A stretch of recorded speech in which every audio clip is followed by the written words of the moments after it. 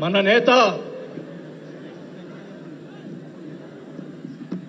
జనసేన రాష్ట్ర అధ్యక్షులు మరియు డిప్యూటీ సీఎం గారైన పవన్ కళ్యాణ్ గారి పిలుపు మేరకు ఈరోజు 12వ ఆవిర్భావ దినోత్సవానికి వచ్చేసినటువంటి జనసేన నాయకులకు, కార్యకర్తలకు, మహిళలకు, వీర మహిళలకు, ఇక్కడికి వచ్చినటువంటి వేదిక అలంకరించినటువంటి పెద్దలు, మంత్రివర్యులు మనోహర్ గారికి, అలాగే దుర్గేష్ గారికి, పెద్దలు, నన్ను పార్టీలో చేర్పించేదానికి ముందుకు నన్ను తీసుకొచ్చినటువంటి వ్యక్తి మా నాగబాబు గారికి, అలాగే వేదిక అలంకరించినటువంటి ఎంపీలకు, ఎమ్మెల్యేలకు, జనసేన నాయకులకు అందరికి కూడా ముందుగా నమస్కారాలు తెలియజేసుకుంటా ఉన్నాం. మీరందరూ కూడా 12 ఆవిర్భావ దినోత్సవాలు జనసేనకు సంబంధించి అటెండ్ అయి ఉంటారు. కానీ నాకు ఇది మొదటిది. అసలు బాలినేని శ్రీనివాసరెడ్డి అనేవాడు వైసీపీ విడిపోయి బయటకు వస్తాడా అనుకొని చాలా మంది మాట్లాడినటువంటి పరిస్థితులు ఉన్నాయి. నాకు క్షమించండి కొద్దిగా, ఎందుకంటే మొదటిసారి కాబట్టి ఒక 5 నిమిషాలు తీసుకుంటాను. దయచేసి మనోహర్ గారు క్షమించాలని కోరుకుంటా ఉన్నా. మొదటిగా నాకు రాజకీయ భిక్ష పెట్టింది రాజశేఖర రెడ్డి గారు. రాజశేఖర రెడ్డి గారు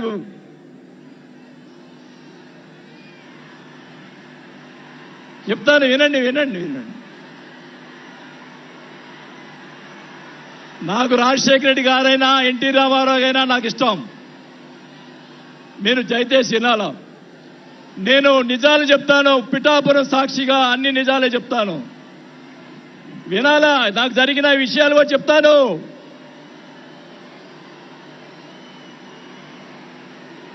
ఆ తర్వాత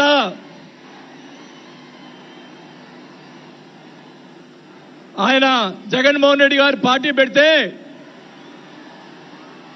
రాజకీయ భిక్ష పెట్టాడు కాబట్టి నేను మంత్రి పదవి వదులుకొని ఆయన వెంట నడిచాను. నేను 4 సంవత్సరాలు, మనోహర్ గారికి తెలుసు, 4 సంవత్సరాలు మంత్రి ఉంది నాకు. అయినా కానీ నాకు రాజకీయ భిక్ష పెట్టాడు కాబట్టి, మానవత్వం అనేది ఉంది కాబట్టి నేను ఆ రోజు ఆయనకి తలిచాను. కానీ ఏం జరిగింది, నాకు మంత్రి వదిలిపెడితే మంత్రి ఇచ్చి మంత్రి తీసేశాడు. అవన్నీ నేను కూడా బాధపడిన. నేను మంత్రి అనేది ఐ డోంట్ కేర్. ఆ రోజు 4 సంవత్సరాలకే వదిలిపెట్టాను. నేను ఒకటే చెప్తా ఉన్నా, మన వంశీ గారిని ఆయన చెప్పాడు కదా, మన ఈయన సినిమా యాక్టర్, ఆయన పేరేంటి, పోసాని మురళి గారు, వాళ్ళని అరెస్ట్ చేస్తే ఈయన పోయి జగన్మోహన్ రెడ్డి గారు పోయి వాళ్ళని పరామర్శిస్తాడు. నేను ఒకటే చెప్తా ఉన్నా, రఘురామకృష్ణరాజు గారిని నిన్ను ఏదో మాట్లాడితే ఆయన లోపల పెట్టించి, కుదగొట్టించి, కాలు చేతులు ఎర్రగొట్టించి లోపల పెట్టించావే. 17 సంవత్సరాలు ముఖ్యమంత్రిగా చేసినటువంటి చంద్రబాబు నాయుడు గారి కుటుంబాన్ని, భార్య గురించి మాట్లాడితే వాళ్ళకి బాధ కలగదా అని అడుగుతా ఉన్నా. ఆ రోజే నేను ఖండించాను, నేను అసెంబ్లీలో ఆ రోజే. అలాగే మన నాయకుడు పవన్ కళ్యాణ్ గారు, ఆయన గురించి మాట్లాడావు, పోసాని మురళీకృష్ణ గారు. ఆయన కల్లైన చేస్తుంటే లక్షలాది మంది జన సైనికులు నీకు తుప్పుగా రాలగొట్టేవాళ్ళు. ఆయన మౌనం వహించారు. నేనైతే చెప్తా ఉన్నా, కుటుంబాన్ని అలా మాట్లాడారు కాబట్టి వాళ్ళని 9 నెలలు, ఇంకా 9 నెలల తర్వాత అరెస్ట్ చేశారు. నేనైతే గవర్నమెంట్ ఇచ్చిన మరుసటి రోజు లాఠీతో రాలగొట్టించి లోపల వేయించేవాడిని కూడా ఈ సభకు అర్థం చేసుకుంటా ఉన్నా. చేసినటువంటి దుర్మార్గాలు ఎక్కడికి పోవు, ఒకటే చెప్తా ఉన్నా, నేను 5 సార్లు ఎమ్మెల్యే 2 సార్లు మంత్రి అయినా కూడా నేను ప్రతిపక్షంలో ఉన్నప్పుడు కూడా మన నాయకుడు పవన్ కళ్యాణ్ గారు వైసీపీని ఒకరోజు అందరినీ తిడుతూ ఒక బాలినేని శ్రీనివాసరెడ్డి గారు లాంటి మంచి వాళ్ళు ఉన్నారని చెప్పి ఆ రోజు చెప్పిన రోజే నేను జనసేనలో చేరి ఉండాలి అని కూడా తెలియజేసుకుంటా ఉన్నా. ఆ రోజు చేరకపోవటం నా దౌర్భాగ్యం. నేను ఈరోజు చెప్తా ఉన్నా, స్పీచ్ 9 నెలలు అయిపోయిందమ్మా ఇవ్వటం, అందువల్ల గొంతు ఇది అయిపోయింది. దయచేసి నేను మీ పిఠాపురం సాక్షిగా నిజాలే చెప్తా ఉన్నా. గవర్నమెంట్ వచ్చిన తర్వాత చిన్న చిన్న కార్యకర్తల మీద కేసులు పెట్టి లోపలేశారు. వాళ్ళని కాదండి లోపలేయాల్సింది, కోట్లు సంపాదించున్నారు. వాళ్ళని ఇంకా లోపలేలా, అదే నా బాధ. స్కాములు చేస్తున్నారు, కార్యకర్తలు పట్టించుకోలేదు. కోట్లు సంపాదించి ఈరోజు రకరకాలుగా మాట్లాడుతూ ఉన్నారు. పవన్ కళ్యాణ్ గారి గురించి మొన్న మాట్లాడాడు జగన్మోహన్ రెడ్డి గారు, ఏదో కౌన్సిలర్ అన్నాడు, ఏదో అన్నాడు. అయ్యా జగన్మోహన్ రెడ్డి గారు, మీ నాన్న దయతోటి నువ్వు ముఖ్యమంత్రి అయ్యావు, మీ నాన్న అంత అడ్డు పెట్టుకొని. మా నాయకుడు ఇప్పుడు జనసేన నాయకుడు పవన్ కళ్యాణ్ గారు స్వశక్తితోటి ఈరోజు లక్షలాది మంది అభిమాన పాత్రులు అయ్యాడని గుర్తు పెట్టుకోవాలని కూడా తెలియజేసుకుంటా ఉన్నాం. మీ నాయనతోటి వెనక ఒకసారి ముఖ్యమంత్రి అయ్యావు, ఇంకా చూద్దాం. నేను ఒకటి రోజు చెప్తా ఉన్నా, నేను పవన్ కళ్యాణ్ గారిని కలిసినప్పుడు రాశారు చాలా మంది, కొన్ని పత్రికల్లో మీడియా వాళ్ళు రాశారు. ఏం రాశారు? బాలినేని గారు చాణక్యుడు కూటమిని విడగొడతాడని చెప్పి కొన్ని పత్రికలు రాసినాయి. నేను అనుకున్నాను, నా వల్ల పవన్ కళ్యాణ్ గారికి ఏ ఇది రాకూడదు. నా ధ్యేయం, నా కోరికల్లా ఆయన పైకి ఎదగాలనే తప్ప వేరే ఉద్దేశం లేదు. నేను ఆయన కలిసినప్పుడు ఒకటే అడిగా, అందరూ అనుకున్నారు ఎమ్మెల్సీ ఇచ్చి మినిస్టర్ ఇస్తారని చెప్పి కొన్ని ఇతర పత్రికలు రాశారు. నేను ఆయన ఏమీ అడగలేదు, ఒకటే అడిగా, సార్ మీతో నాకు సినిమాలు తీయాలని సార్ అని అన్నా. నా కోరిక అదే సార్. నేను 5 సార్లు ఎమ్మెల్యే 2 సార్లు మంత్రి అయ్యా చాలు, నాకు ఇట్లాంటి బూతులు తిట్టే రాజకీయాలు మాకు వద్దు సార్, మీతోటి ప్రయాణం చేస్తా. జనసేనని నా సాయశక్తులా నేను చేయగలని. మా జిల్లాలో 6 నెలల తర్వాత కార్పొరేటర్లను చేర్పించాం. మీరు ఛాన్స్ ఇవ్వండి, మా జిల్లాలో జిల్లా పరిషత్తు అన్నీ కూడా జనసేన చేస్తానని కూడా భాగంగా తెలియజేసుకుంటా ఉన్నా. మాకు ఇవ్వండి ఛాన్స్. నన్ను ఆపద్దు. నాకు జరిగిన అన్యాయం మళ్ళా ఒకరోజు మీటింగ్లో చెప్తా. ఒకరోజు చెప్తే సరిపోదు, ఎందుకంటే టైం లేదు కాబట్టి. నాకు అన్యాయం జరిగిందని చెప్తా. జగన్మోహన్ రెడ్డి గారు చేసినటువంటి అన్యాయాలని చెప్తా, నాకు జరిగినటువంటి అన్యాయాలు. నేను ఒకటే చెప్తా ఉన్నాను సార్, మీకు కూడా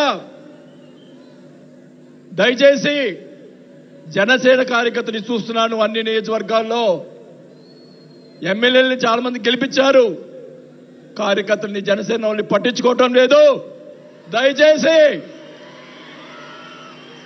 దయచేసి చంద్రబాబు నాయుడు గారు, పవన్ కళ్యాణ్ గారు ఇద్దరు కూర్చొని ఒక ప్రెస్ మీట్ పెట్టి ఎమ్మెల్యేలందరికీ ఫిరాయించండి. జనసేన కార్యకర్తలు కూడా మీరు వాళ్ళకి రావాల్సినటువంటి రేషియో ప్రకారంగా వాళ్ళు కష్టపడి పనిచేశారు. ఇప్పుడు తెలియదు ఆ బాధ, రేపు ఎలక్షన్ తెలుస్తుంది. వాళ్ళు ఖర్చునని వాళ్ళు అడుగుతారు, రేపు దానికి సమాధానం చెప్పాల్సిన బాధ్యత ఆ ఎమ్మెల్యేలకు ఉంటుంది. కాబట్టి ఇద్దరు కూడా ఇప్పుడే వెంటనే అది చేస్తే మీకోసం ప్రాణాలు ఇచ్చేవాళ్ళు ఉన్నారు ఇక్కడ. అలాంటి వాళ్ళని మనం కాపాడుకోవాలి. కాబట్టి మీరు అంటే నేను ఇలా మాట్లాడుతున్నానని అనుకోకుండా మన నాయకుడు బాగుండాలని కోరుకోవాలి.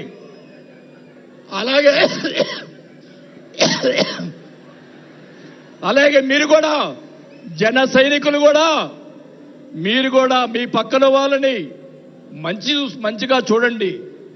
మన పార్టీ పైకి తీసుకొచ్చేదానికి మన నాయకుడు ఇంకా ఎదిగేదాని కోసం ఇంకా కూడగొట్టుకోవాల్సిన బాధ్యత కూడా మీ మీద ఉందని కూడా ఈ సభాముఖంగా తెలియజేసుకుంటా ఉన్నాం. మన నాయకుడు మనల్ని కాపాడుతాడు. మన నాయకుడిని ఎదిగించేదాని కోసం మీరందరూ కూడా కష్టపడాలని చెప్పి కూడా కోరుకుంటూ నా ప్రాణం ఉన్నంత వరకు నేను పవన్ కళ్యాణ్ తోటి గారితోటే ఉంటాను. నాకు పదవి వచ్చినా రాకపోయినా పర్వాలేదు, నేను పవన్ కళ్యాణ్ తోటే ఉంటాను.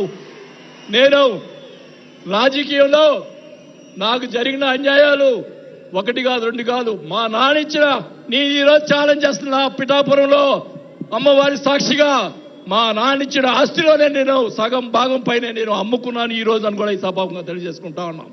అయినా కానీ నేను లెక్క చేయను. నాకున్నటువంటి ఇది కూడా నాకున్నటువంటి మా వియ్యంకుడికి నాకున్నటువంటి ఆస్తులు కూడా జగన్మోహన్ రెడ్డి గారు కాజేశాడని కూడా ఈ సభాముఖంగా తెలియజేసుకుంటా ఉన్నా. కాబట్టి అది త్వరగా మీరు చెప్తాను అవన్నీ కూడా తెలియజేసుకుంటూ ఈరోజు మీరు నన్ను దయచేసి ఇప్పుడు ఈ మాట్లాడిన దానికి ఇంకా రేపు ఒకటే కౌంటర్లు వస్తాయి నాకు తెలుసు. ఛాలెంజ్ చేస్తున్నా, నేను ఇది కూడా ఛాలెంజ్ చేస్తున్నా. చంద్రబాబు నాయుడు గారు కూడా అడుగుతా ఉన్నా, మొత్తం మొన్న జరిగినట్టు ఉన్నటువంటి ఎమ్మెల్యేలు అందరి మీద ఎంక్వైరీ, నా మీద కూడా సహా ఎంక్వైరీ చేయండి. ఎవరు అన్యాయం చేశారో, ఎవరు తప్పులు చేశారో, ఎవరు కోట్లు సంపాదించారో మొత్తం బయట పెట్టాలని కూడా ఈ సభాగా తెలియజేసుకుంటా ఉన్నా. ఈ ఉక్రోషం, ఈ బాధ నాకు తెలుసు, మా కుటుంబానికి తెలుసు. మా కుటుంబం ఎంత ఇబ్బంది పడిందో నాకు తెలుసు. కాబట్టి పవన్ కళ్యాణ్ గారు ఆయన ప్రతిపక్షంలో ఉన్నప్పుడు కూడా బాల్యం లాంటి మంచి వాళ్ళు అని అన్నప్పుడే నాకు ఆ రోజు నేను చేరున్నాసింది పవన్ కళ్యాణ్ గారిని. కానీ ఈరోజు అది నాకు ఆ రోజు రాత బాగాలేదు కాబట్టి ఈరోజు ఇలా ఉన్నాను. నాకు పోయినా పర్వాలేదు కానీ నేను ఆయన సేవ చేసుకున్నాను. కానీ నా కోరిక, నాకు రాజకీయ పదవి వచ్చినా కాబట్టి నాకు ఒక కోరిక ఏంటంటే పవన్ కళ్యాణ్ గారు నాకు మాట ఇచ్చాడు సినిమా తీస్తానని. ఆ సినిమా తీస్తే చాలని చెప్పి కూడా శ్రీబాబుగా తెలియజేసుకుంటూ సెలవు తీసుకుంటున్నా. జై జనసేన. గౌరవనీయులు తెలంగాణ రాష్ట్ర ఇన్ఛార్జ్ శ్రీ వేమూరి శంకర్ గౌడ్ గారిని మాట్లాడుతున్నారు.